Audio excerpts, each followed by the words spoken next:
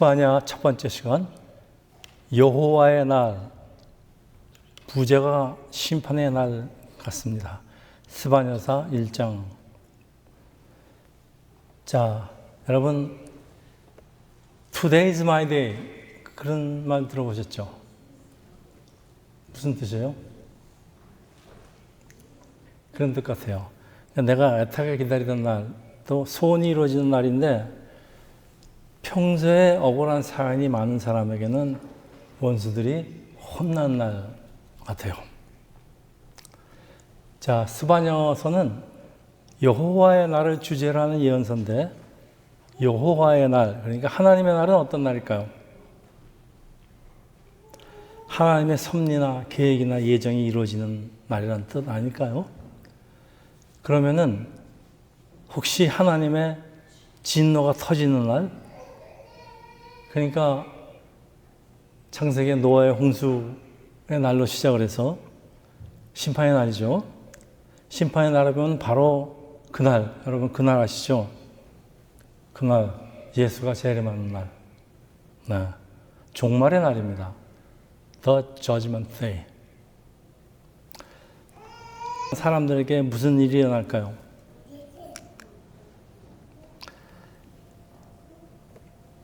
스바냐서 1장 15절입니다. 그날은 분노의 날이요 환난과 고통의 날이요 황폐와 패망의 날이요 캄캄하고 어두운 날이요 구름과 흑암의 날이요. 여러분, 스바냐서의 이게 핵심 메시지예요. 상당히 무서운 얘기죠. 근데 세상 사람들에게는 심판의 날이에요. 그런데 하나님을 신실하게 따르는 우리 성도들에게는 심판의 날이 아니고요. 구원의 날입니다. 찬양하는 날입니다. 하나님 떠나 우상 숭배를 하고 이 불의를 행하는 모든 사람들에게는 심판을 내리는 날이지만은 동시에 하나님의 구원의 은총이 우리들에게 베풀어진 날이기도 합니다. 자, 이 여호와의 날은 스바냐를 비롯한 그 구약 성경 소선지서에 흔히 볼 수 있는 주제입니다. 임박하거나 미래에 이루어질 구원과 심판의 날로. 자, 우리가 이제 두 번에 걸쳐서 살펴보겠는데, 첫째 오늘은 심판의 날입니다. 그 다음에 우리 다음번에는 구원의 날, 구원의 날의 여호와의 날입니다. 자, 시대적 배경은 당시의 유다 왕국의 종교 계획을 대대적으로 전개한 왕이 있는데, 여러분 히스기야 또 요시야 왕입니다. 이 스바냐는 이 남유다 요시다 왕 통치 시절, 그러니까 기원전 640년경 때 주로 활동한 선지자예요. 그래서 당시 이 근동의 패권국인 아수르죠. 지금의 시리아입니다. 신바벨론 제국의 등장과 함께 그 세력이 급격히 쇠퇴하던 때입니다. 근데 이 요시야 왕은 대외적으로는 친아수르 정책을 폈던 그 전왕들과는 달리 강력한 반아수르 정책을 폈고, 한편 내적으로는 대대적인 종교개혁을 단행해서 이스라엘 민족의 자주성을 회복하는 데 크게 주력한 왕입니다. 스바냐는 요시야가 종교개혁을 본격적으로 해제하기에 앞서서 이스라엘 백성들의 죄악에 대한 책망과 또 이방에 대한 여호와의 심판을 예언함으로써 그 왕이 하려는 종교개혁에 상당한 박차를 가했습니다. 이 스바냐는 왕족입니다. 그럼에도 불구하고 왕과 정치 종교자들을 유세해서 일반 백성들의 그 사회적인 부패와 종교적인 타락에 대해서 하나님의 심판을 선포한 것으로 보아 불의에 대해서 아주 단호하고 또 사리 판단이 분명한 선지자 같아요. 여호와의 날의 심판 예언을 통해서 이 의인과 악인, 의인이라는 것은 우리 크리스찬입니다. 또 악인들, 예수를 믿지 않는 악인들, 종말에 맞이할 운명의 대체적인 모습을 선명하게 예언하는데, 백성들의 죄악과 도덕적 결함을 신랄하게 비판을 해서 왕의 종교개혁에 지대한 영향을 끼친 사람입니다. 스바냐가 살던 유다 왕국은 정치, 경제적으로 또 군사적으로 아주 번영을 하고 있던 그 팔레스타인 지역에서는 비교적 안정된 위치를 차지하고 있었지만은 이 유다의 최악의 왕이었던 므낫셋이 남긴 나쁜 유산이죠. 하나님을 떠난 문화적 전통의 기승을 부리고 우상 숭배가 아주 극에 달해 있었습니다.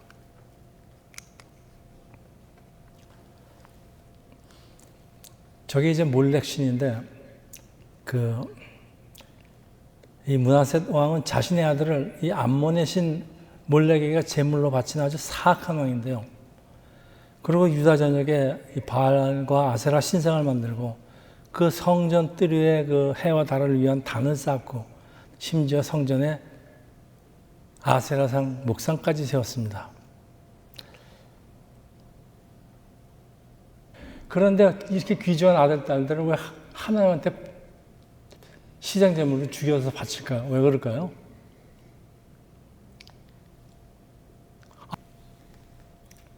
도대체 자기 가장 귀중한 사람을 왜 우상신한테가 바쳐 죽여서 바치냐 말이에요. 이게 성인 표시입니다. 신이여, 내가 가장 아끼는, 세상에서 제일 아끼는 것까지 당신한테 바치니까 나한테 그만한 대가를 주세요. 그거 하나입니다. 그러니까 이제 우상을 잘못 섬기면 한참 잘못 갑니다. 이 왕의 아들 아몬은 아버지 므낫셋 못지않게 우상을 섬기고 심하게 악을 행했기 때문에 결국 신하들이 반란을 일으켜서 요시야를 왕으로 세웠는데, 이 스바다는 왕족으로서 당시 유다를 다스렸던 요시야 왕과 가까운 친척이라 아마도 그의 메시지는 요시야 왕에게 직접적으로 큰 영향을 미쳤을 거로 봅니다. 자, 우리 다음 질문 또 있습니다. 하나님이 출애굽한 하나님 백성 이스라엘에게 주는 가장 우선적인 계명이 있는데 오늘날에도 똑같이 적용되는 말씀인데 뭘까요? 아니, 여러분 10계명 중에 제 1계명 몰라요?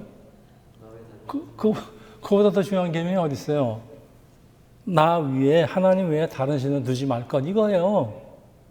이거보다 더 중요한 게 없습니다. 여러분, 기독교나 유대교나 이거 딱 하나로 시작합니다. 하나님 외에 다른 신을 두지 말 것. 이거에서 벗어나기 때문에 다 벗어나는 겁니다, 지금. 근데 가나안에 정착한 이스라엘에게 존재하는 신앙은 어떤 것이 있었을까요? 예, 물론 조상부터 섬겨온 여호와 하나님이지만은 또 다른 신을 섬겼어요. 가나안 백성들이 믿는 바알 같은 가짜 신이죠. 이걸 믿고 의지하는데 이때 이게 이 당시에 우상 숭배입니다. 자, 이건 이 사람들이 왜 양다리를 걸칠까요? 여러분, 양다리란 말 아시죠? 네, 바람 피는 겁니다, 일종의. 사람들이 왜 양다리를 걸치려고 그럴까요? 그러니까 하나님만으로서는 만족할 수 없다. 하나님만 믿다가는 뭔가 부족한 게 있을지도 모른다. 그러니까 백업이 있어야 된다. 백업이에요. 하나님을 믿긴 믿지만은 혹시라도 하나님이 놓치시는 거 있지 않을까? 하나님이 또 나한테 안 주시려고 그러는 거 있지 않을까? 요거 마저 채워야 되지 않겠습니까? 요거 백업입니다. 사람의 생각이에요. 요게 양다리입니다. 하나님이 아주 싫어하시는 겁니다. 네. 여러분 부부 간에도 그렇지만은 애인 간에도 양다리 걸친 사람 그 꼴을 두고 보겠습니까? 하나님이 그 꼴을 두고 보실 수가 없어요. 그래서 제1계명이 나 위에 다른 신을 두지 말라요. 양다리 걸치지 말라. 백업 만들지 말라입니다. 근데 오늘날 우리 어떻습니까?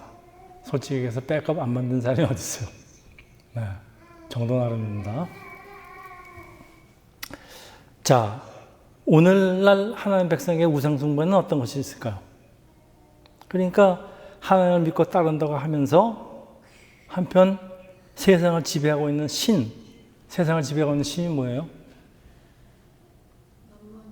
네, 만몬신, 돈, 권력, 배경 뭐 이런 게 다 신입니다. 하나님 외에 믿는 신들입니다. 또 세상적인 방법이 있죠. 하나님 방법대로 하지 않고 자꾸 이제 자기가 세상적인 방법을 만들어냅니다. 요겁니다. 성경은 이게 우상숭배라고 정의를 합니다. 이러지 말래요. 그래서 여호와의 날은 이 스바냐뿐만 아니고 예언서의 핵심 주제로 하나님의 분노가 쏟아진 날이에요. 하나님의 분노가 왜 쏟아졌느냐? 하나님을 두고도, 하나님 잘해 떠나버렸으면 모르겠는데 하나님을 두고도, 하나님을 믿는다 그러면서도 세상적으로 백업 자꾸 만드는 거예요. 하나님이 참고 참으세요. 그렇지만 이건 해도 너무한다 그럴 적에 하나님의 진노가 터지는 건데, 네. 이거는 하나님을 믿지 않는 이방 민족에게는 물론 터지죠. 그렇지만은 하나님의 백성인 유다 백성에게 임한다는 사실은 그만큼 당시에 유다 백성의 우상 숭배가 깊었다. 네. 그래서 하나님이 항상 들고 다니시는 은혜의 등불이 변질이 됩니다. 자, 사무엘하 22장 29절입니다. 여호와여 주는 나의 등불이시니 여호와께서 나의 어둠을 밝히시리로다. 시편 119편 105절. 주의 말씀은 내 발의 등이요 내 길에 비친 일이다. 스바냐서 1장 12절. 그때 내가 예루살렘에서 찌꺼기같이 가라앉아서 마음속에 스스로 이르기를 여호와께서는 복도 내리지 아니하시며 화도 내리지 아니하시라는 자를 하나님이 등불로 두루 찾아서 벌하시겠다 그랬습니다. 그러니까 하나님을 무시한다는 얘기야. 이거는 자기 마음속에 하나님은 나한테 복도 내리시는 분도 아니지만 그렇다고 내가 잘못한다고 화를 내시는 분도 아니다. 이런 분은 하나님께서는 등불을 들고 찾아다니신다는 얘기예요. 그런데 성경에 이 나타난 등불은 하나님의 보호하심을 상징하는 아주 굉장히 중요한 겁니다. 이 소망과 인도의 등불이 심판의 등불이 된 이유는 무엇일까요? 오늘 본문이 그렇습니다. 등불로 두루 찾아 벌하시겠대요. 그만큼 당시에 유다 백성의 우상 숭배가 깊었고 영적으로는 아주 깜깜한 상태라는 말씀이에요. 그래서 하나님의 진노를 피할 수가 없다는 말씀입니다.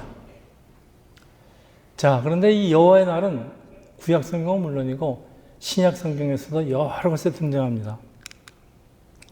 로마서 2장 5절. 다만 내 고집과 회개하지 아니한 마음을 따라 진노의 날 곧 하나님의 의로하신 심판이 나타나는 그날에 임할 진노를 내게 쌓는도다. 네, 사도 바울의 말씀입니다. 계시록 6장 16장 17절. 산들과 바위에게 말하다 우리 위에서 떨어져 보좌에 앉으신 이의 얼굴에서와 그 어린 양의 진노에서 우리를 가리라. 그들의 진노에 큰 날이 이르렀으니 누가 능히 서리요 하더라. 네, 하나님의 무서운 예언입니다. 여러분, 이 어린 양 예수는 십자가에 달리신 이 어린 양 예수는 우리의 죄를 대속하는 이 유월절의 어린 양이지만은 제물입니다. 하나님의 진노를 푸는 제물로 바쳐진 게 유월절 어린 양 예수 그리스도입니다. 그렇지만 장차 하나님의 공의를 심판하는 심판자로 등장을 합니다. 그러나 하나님께 존재하는 두 가지 성품이 있습니다. 구원의 하나님, 심판의 하나님. 네. 이거 어느 하나도 놓치면 우리 신앙생활에 문제가 생깁니다.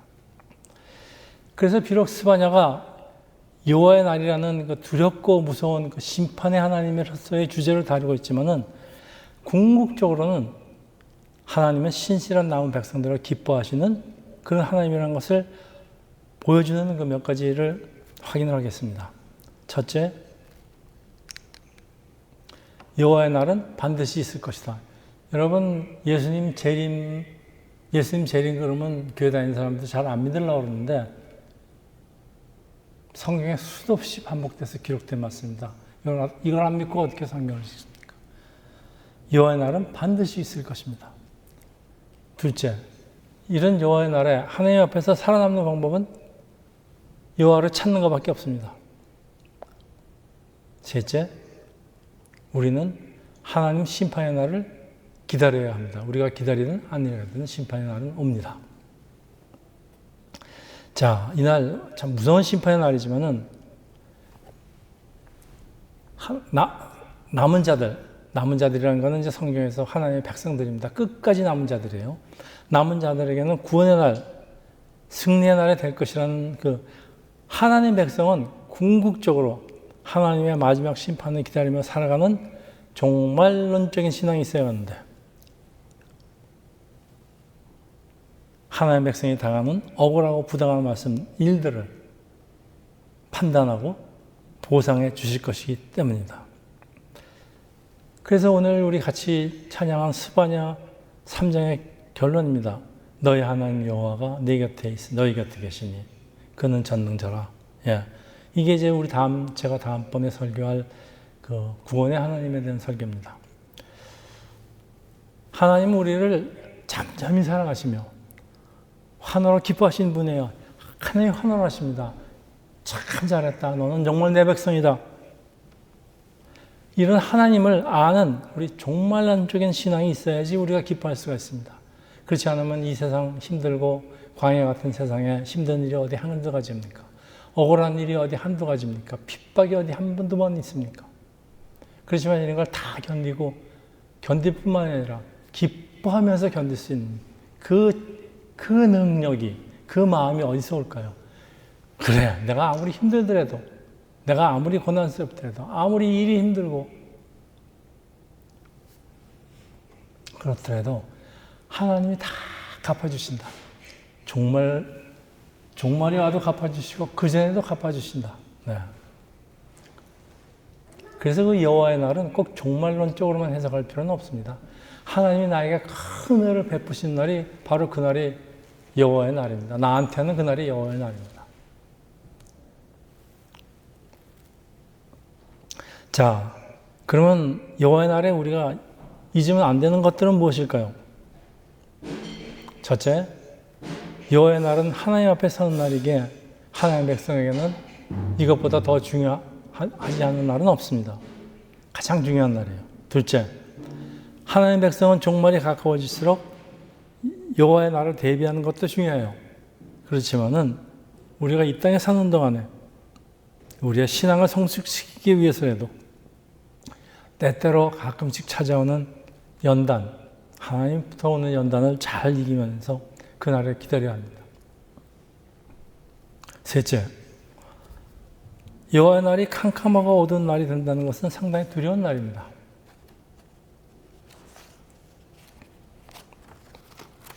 그렇지만 하나님의 등불, 하나님의 빛이 우리 마음을 지켜주기 때문에 어떤 상황에서도 희망이 솟아납니다. 종말의 날에는 빛이 떠나고 캄캄한 어두운 날이 되겠지만은 하나님의 은혜를 받은 사람들, 남은 자들 마음속에는 늘 하나님의 등불, 은혜의 빛이 있습니다. 자, 스바냐서 1장 14절에서 17절입니다. 여호와의 큰 날이 가깝도다, 각각보다 빠르도다. 여호와의 날이 소리로다, 용사가 거기서 심히 슬퍼 웃는도다. 그날은 분노의 날이요, 환난과 고통의 날이요, 황폐와 패망의 날이요, 캄캄하고 어두운 날이요, 구름과 흑암의 날이요, 나팔을 불어 경고하며 견고한 성읍들을 치며 높은 망대를 치는 날이로다. 내가 사람들에게 고난을 내려 맹인같이 행하리니 이는 그들의 나 여호와께 범죄하였습니다. 또 그들의 피는 쏟아져서 티끌같이 되며 그들의 살은 분토같이 되리라. 야, 상당히 끔찍한 예언입니다. 그리고 무엇보다도 하나님을 떠난 사람들은 모두 소경처럼 된대요. 소경, 네, 바로 옆에 있는 길이 있는 바로 살 길이 바로 옆에 있는데 이거 못 봐요. 못 보고 꼭 죽을 길만 골라서 합니다. 여러분, 그런 사람들이 얼마나 많은지 모르겠습니다. 꼭 죽을 길만 찾아가요. 자신이 소경인지를 모르는 이유는 사람이 점점 교만해지기 때문입니다. 그러니까 자기 눈이 어두워지니까 자기 눈이 어두운 줄 믿고 자기 눈만 밝은 게 자기 생각이 맞다고 생각하기 때문입니다. 바로 옆에 살 길이 있는데 무시해버리고요. 엉뚱한 길로 가다가 결국은 고생하다가 결국 망합니다. 얼마나 많은 사람들이 이렇게 사는지 모르겠습니다. 넷째, 여호와의 날은 이미 가까이 왔으며 빠르게 올 것입니다. 언제 주께서 재림하실까? 네. 그렇지만은 위기가 다가오고 있을 때 살아남기 위해서는 지금까지의 자세를 완전히 바꿔야 하는데, 자, 그러면은 우리는 이 심판 여호와의 날을 어떻게 피할 수 있을까요? 스바냐서 2장 3절입니다. 여호와의 규례를 지키는 세상의 모든 겸손한 자들아, 너희는 여호와를 찾으라. 공의와 겸손을 구하라. 너희가 혹시 여호와의 분노의 나라 숨김을 얻으리라. 네, 겸손한 자들아. 겸손. 하나님의 공의와 겸손을 구하랍니다. 겸손이라는 건 사람의 겸손이죠. 공의는 하나님의 뜻을 구하라는 뜻입니다. 이것이 스바냐서의 핵심 메시지입니다. 겸손해지고 하나님의 공의를 구하면서 살라. 공의와 겸손을 행해야 되는데, 여러분 출애굽 당시에 그 어린 양의 피를 문지방에 바르고 그걸 본 죽음의 사자가 그 집은 그냥 지나갑니다. 그냥 유월합니다. 그래서 이걸 유월절이라고 그러죠. 하나님이 내 죄를 못 본 척 하시면서 죽음의 천사가 예수의 피가 치러지는 거 보고서는 예수의 피가 치러진 사람은 죄가 있어도 무죄다. 이런 자세는 어디서 나왔을까요? 하나님 백성 중에서도 하나님이 이 말씀을 하는데 믿은 사람은 살아남았고 믿지 못한 사람은 죽음의 사자가 지나가면서 첫째 아들을 다 죽였습니다. 출애굽 12장 12절 13절 내가 그 밤에 애굽 땅에 두루다니며 사람이나 짐승을 막론하고 애굽 땅에 있는 모든 처음 난 것을 다 치고 애굽의 모든 신들을 내가 심판하리라. 나는 여호와라. 내가 애굽 땅을 칠 때 그 피가 너희가 사는 집에 있어서 너희를 위하여 펴지게 될지라. 내가 피를 볼 때 너희를 넘어가리니 6월. 이게 6월입니다. 재앙이 너희에게 내려 멸하지 아니하리라. 자, 하나님의 심판의 날은 반드시 돌아오는데 이 도적같이 찾아오는 주의 심판의 날에 자신의 집을 건질 수 있는 방법은 딱 한 가지밖에 없어요. 오직 어린 양 그리스도의 피를 내 마음의 문지방에 바르고 그 보혈의 피에 의지해서 죽음의 천사가 지나가게 하는 것밖에 다른 방법이 없어요. 이게 기독교의 첫 번째 핵심 메시지입니다. 그래서 예수의 피입니다. 예수의 피가 있어야지 모든 것도 해결할 수가 있습니다. 예수의 피를 발라야지, 내 마음에 발라야지. 그래서 예수교입니다. 자, 이제 말씀을 마치는데, 말씀을 마치다고 해도 감사합니다. 하나님의 성품은 노하기를 더디하시는 분이에요. 우리 이건 다 알죠. 하나님은 참 인내심이 강하신 분이에요. 그래서 그럴까요? 사람들은 죄를 지으면서도 하나님을 두려워하지 않는 게 하나님이 워낙 노하기를 더디하시기 때문에 웬만한 잘못도 넘어가실 거다. 그리고 또 하나님은 우리의 선과 악에 대해 심판을 하는데 전혀 관심이 없다고 생각하는 것이 문제예요. 그러니까 하나님은 내가 잘못을 해도 워낙 하나님은 노하기를 더디하시는 분이니까 넘어가실 거다. 또 하나님은 우리의 행위를 심판하는데 전혀 관심이 없다. 이렇게 생각하는 것이 우리 크리스찬이 쉽게 잘못을 저지르는 이유입니다. 그래서 교회는 마땅히 하나님께 존재하는 두 가지 서로 다른 성품, 심판의 하나님, 구원의 하나님 가르쳐야 되죠. 어떤 교회는 하나님의 심판만 가르칩니다. 그래서 구원 날이 얼마 남지 않았다 그러니까 빨리 헌금 많이 내고 우리 예수님의 재림을 기다려야 된다. 뭐 그런 이단들 많이 있지 않습니까? 또 사람들 다 몰고 가서 뭐 독약 먹고 자살하는 이단도 있지 않습니까? 그렇게 됩니다. 하나님의 심판만 가르쳤기 때문에 그래요. 또 하나님의 구원만 가르쳤기 때문에 하나님은 웬만한 거 다 용서하시고, 용서하십니다. 그리고 나를 축복하시고, 나를 구원하시고, 나를 복 주신다. 그렇게 하나님입니다. 요것만 가르쳐요. 하나님을 잘못 가르치는 거예요. 하나님의 이 속성, 두 가지 속성을 다 가르치지 않아서 그렇습니다. 왜 안 가르치냐? 시간이 바쁘다. 1시간 내에 예배를 다 끝내야 된다. 시간이 바빠. 그러다 이단이 됩니다. 그래서 이런 것들이 오늘날 교회의 큰 위기로 이어집니다. 많이 이어졌습니다. 그리고 지금 기독교인 숫자가 계속 줄어들고 있는데 무엇이 문제일까요? 여러분, 왜 자꾸 교인들이 줄어들까요?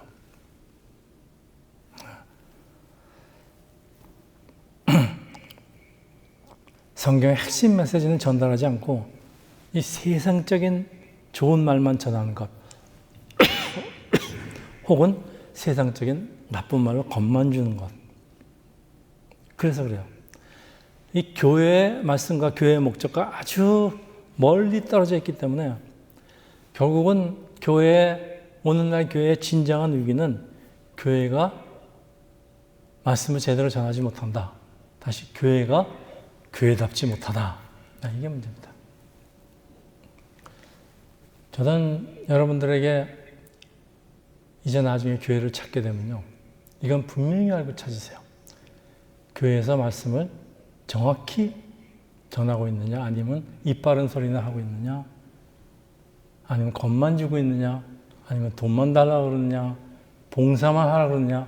여러분, 이거 분명히 여러분이 판단하셔야 됩니다. 이걸 여러분이 판단 못하시면요, 여러분은 잘못된 대로 끌려다녀요. 여러분 잘못이 아닌가 하지만은 이게 왜 내 잘못이야? 여러분 잘못입니다. 그것을 분별하는 책임과 분별하는 능력은 여러분께 있습니다. 또 요즘 교회가 국가가 잘못하는 것에 대해서 입을 다물고 있어요. 사회가 극심한 혼란과 타락을 겪고 있을 때도 침묵합니다. 지금 한국교회, 특히 개신교는 그 위기의 순간에 침묵을 하고 있는데 왜 그럴까요? 여러분, 제가 지금 미국에서도 그렇지만 한국에서도 지금 큰 사건이 지금 일어나고 있습니다. 저는 누구 편을 들라는 얘기가 아니에요. 누구 편을 들어서 그 사람 주장이 맞다고 외치라고 그렇게 얘기하는 게 절대 아닙니다. 편들라는 얘기가 아니고요. 사물을 제대로 판단을 하세요. 그래서 자기의 생각을 폭력을 사용하지 말고 자기의 생각을 발표를 하고 선언을 해서 내 생각은 이렇다. 그거 밝혀야 되는 거 아닙니까? 지금 캐톨릭 신부들은 몇백 명이 모아서 벌써 성명을 발표했는데 도대체 이해가 안 가는 게 이 개신교 목사들 뭐 하고 있는지 모르겠어요. 침묵하고 있어요. 그냥 아무 소리도 안 해요. 누구 편들라고 그랬어요? 맞은 건 맞다, 틀린 건 틀리다. 왜 틀리느냐, 왜 맞느냐 이런 얘기 하라는데 그것도 얘기하는 사람도 없어요. 그러니까 교회가 이렇게 되죠. 교회가 뭐 하는 거예요? 그리고 우리한테도 문제가 있어요. 적지 않은 성도들이 교회는 다니지만은 하나님이 나의 행동을 바라보고 있다는 사실을 전혀 개의치 않아요. 그러니까 온갖 나쁜 짓을 다 합니다. 사람이 안 보이는 데서. 네. 그리고 이제 점점 사람들한테 교회에 대한 사람들이 욕을 먹어요. 그럼 교인 숫자가 줄어듭니다. 이게 근본적으로 지금 잘못되어 가고 있습니다. 그래서 스바냐는 여호와 하나님 이름이 그분의 말씀, 하나님 이름과 그분의 말씀에 순종하는 것 외에는 다른 방법이 없음을 선포하지만은 여러분, 아까 백 목사도 잠깐 얘기했지만 하나님의 은혜를 헌금이나 봉사활동을 통해서 갚으려고 하는 것은 이거 신앙생활의 본질을 왜곡하는 거예요. 뭐 하나님하고 딜하겠다는 거예요. 하나님한테 아첨하겠다는 거예요. 뭐 하는 거예요, 지금? 여러분, 우리가 드리는 감사 헌금의 내용이 우리의 개인의 성공과 직결되는 경우가 많아요. 감사 헌금이죠. 하나님 이거 해주셔서 감사합니다. 좋은 직장 주셔서 감사합니다. 이번에 진급하게 해주셔서 감사합니다. 물론 감사해야죠. 하나님의 은혜로 됐으니 감사해야 되지만은 이런 은혜에 대한 감사로 보답하는 것은 그런 의미가 있어요. 그렇지만은 감사의 내용이 내 개인의 성공과 상관이 없어야 됩니다. 무엇보다도 그 외양간에 소가 없어도 나는 하나님께 감사하다. 단지 우리한테 주신 하나님의 가장 큰 복 중에 하나가 우리를 구원해 주시는 거예요. 우리가 아무것도 한 일이 없는데 우리를 택하신 겁니다. 선택. 우리를 만세전에 택하시고 택하신 분을 끝까지 인도해서 나중에 구원에 이르게 한다는 것이 이게 장로교 신학입니다. 그래서 하나님 구원의 나를 선택해 주신 거에 감사를 하면서 우리 하나님 나라가 나의 나라가 아니에요. 하나님 나라가 이 땅에 이루어지는 것을 항상 즐거워하는 기쁨을 누리는 진정한 하나님에 대한 감사자가 되어야 여호와의 날을 지킬 수가 있습니다. 자, 이 여호와의 날이 언제 올지 우리가 어떻게 할 수 있을까요? 예, 이 날을 알았다고 해서 사람들 끌고 가서 죽이는 그런 이단교회도 있습니다. 있어 왔습니다. 누가복음 17장 20절에서 22절입니다. 바리새인들이 하나님의 나라가 어느 때 임하니까 묻거늘 하나님의 나라가 어느 때 임하니까 이게 이제 예수께서 대답하여 이르시되 하나님의 나라는 볼 수 있게 임하는 것도 아니요. 21절 또 여기 있다 저기 있다가도 못하니 하나님 나라는 너희 안에 있느니라. 또 제자들에게 이르시되 때가 이르니 너희가 인자의 날 하루를 보고자 하되 보지 못한다 그랬습니다. 우리 보지 못한답니다. 우리는 하나님의 날이 그날이 언제 올지 알 수가 없어요. 그런데 우리가 두려워할 것은 하나도 없습니다. 왜냐하면 우리 하나님의 백성들, 이 남은 자들에게는 끝까지 하나님을 붙들고 예수를 붙들고 이 생을 살아가고 있는 우리들에게는 바로 그날이, 그 여호와의 날이, 하나님의 날이 나에게 베푸는 하나님의 은혜의 날이 될 것을 여러분 잊지 마시고 감사하며 살아가시기를 예수 이름으로 축원합니다. 기도하겠습니다. 할렐루야. 하나님 아버지,